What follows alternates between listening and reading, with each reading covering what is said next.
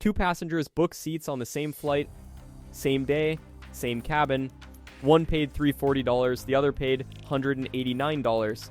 Same seat, same flight, same airline.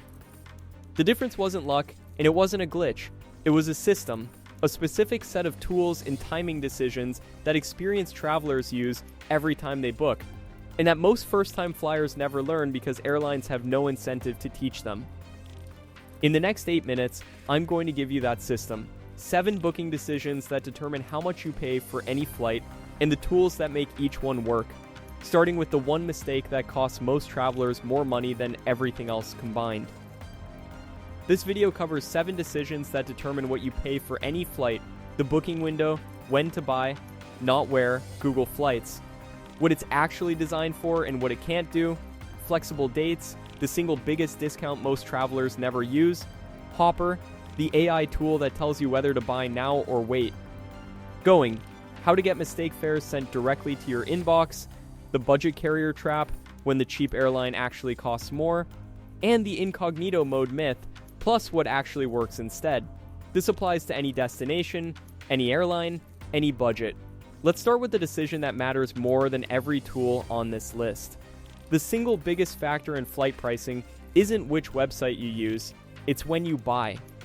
Airlines use dynamic pricing, fares change constantly based on demand, seat inventory, timing, and competition.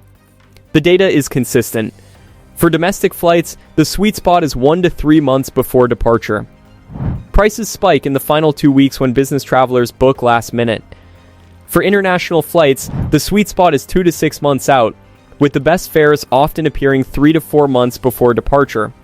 Booking too early also costs more. Airlines release discounted seats first, then raise prices, then sometimes drop again if seats remain unsold. The rule is simple: track early, buy in the window, avoid last-minute decisions, and avoid booking blindly months in advance. Google Flights is not a booking site. It's a research tool. Most people use it wrong. They search and book immediately. That defeats the purpose. Use the date grid to see the cheapest days across a month. Use the price graph to understand pricing trends over time. Use the Explore map to find destinations based on price instead of guessing. Use price tracking to monitor fares automatically. You don't chase deals manually. You set alerts and let the system work. Flexible dates are the easiest discount you will ever get, and most people ignore them. Tuesdays and Wednesdays are usually cheaper. Fridays and Sundays are expensive. Early morning flights cost less. Shoulder season travel matters even more. Shifting your trip by 1 or 2 days can save $100 or more instantly. The move is simple. Search flexible dates first, then decide when to travel, not the other way around. Now here's where experienced travelers pull ahead. Because the next tools don't just find prices, they predict them. Hopper analyzes billions of data points and tells you whether to buy now or wait. The output is simple: buy now or wait for a drop. Short-term predictions are highly accurate, longer-term predictions are directional. The feature that matters most is price freeze. For a small fee, you lock a fare for up to 2 weeks.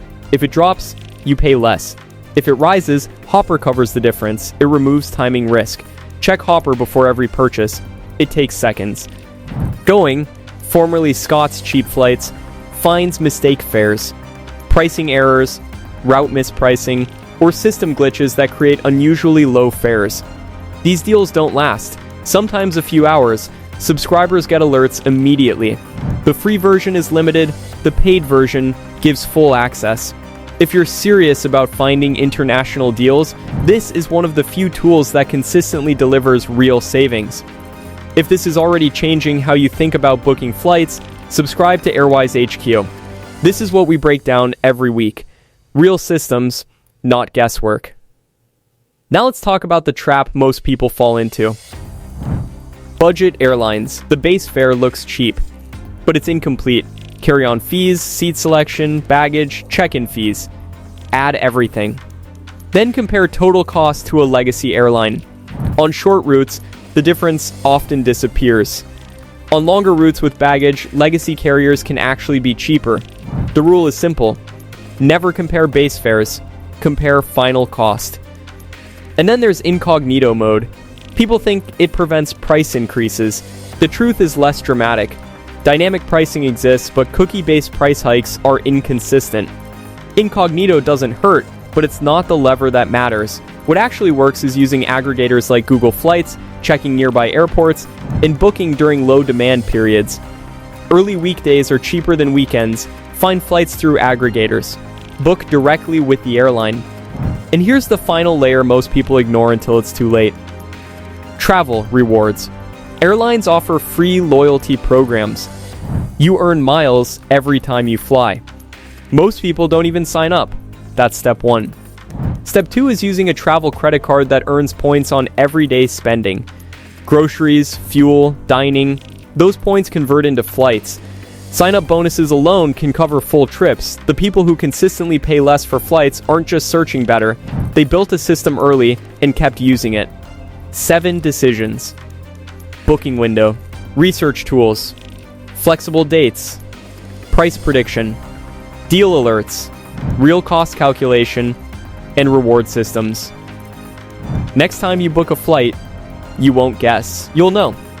You'll know when to buy, what price means, and how to pay less than the person sitting next to you. Subscribe to AirWise HQ. Because airlines follow systems.